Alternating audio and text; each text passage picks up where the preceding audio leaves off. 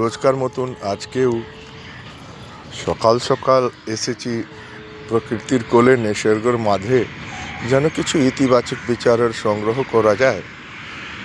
আজকে একটু মনে হয় বেলাই হয়ে গেছে, জেনে বুঝেই একটু বেলা করে এসেছি, কারণ সকালবেলা খুবই ঘন কুয়াশা থাকে, পুরো অন্ধকার থাকে, তাই একটু বেলা করে এসেছি। আর আজকে প্রশ্ন হলো, হে প্রকৃতি,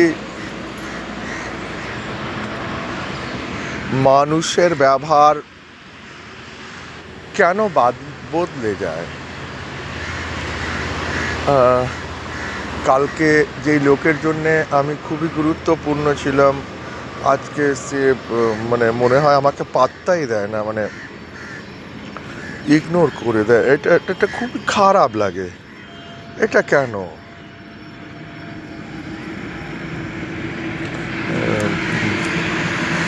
প্রকৃতি হাসলেন আর বললেন, মানুষ, এটা কি কোনো অদ্ভুত জিনিস হয়েছে বা কিছু কি আলাদা ঘটে গেল? এটা তো ঘটবেই, এইটা তো স্বাভাবিক। এই প্রশ্নটা তো ওঠারই কথা না, এটা তো হবেই।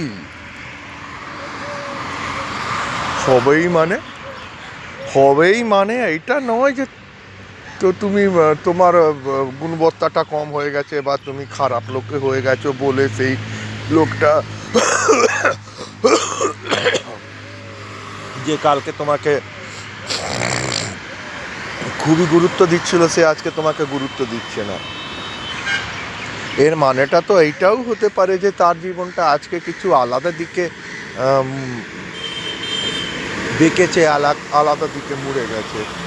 তখন হয়তো কালকে তুমি তার জন্য গুরুত্বপূর্ণ ছিলে, আজকে নয়। এর মানে শুধু এইটাই যে তুমি একা সারভাইভ, একা বেঁচে থাকার জন্য শেখো কীভাবে একা বেঁচে যেতে পারা যায়। তোমাকে কাউকে সাহায্য নিয়ে বাঁচতে হবে, কারোর অ্যাপ্রুভাল নিয়ে বাঁচতে হবে, এটা তো নয়।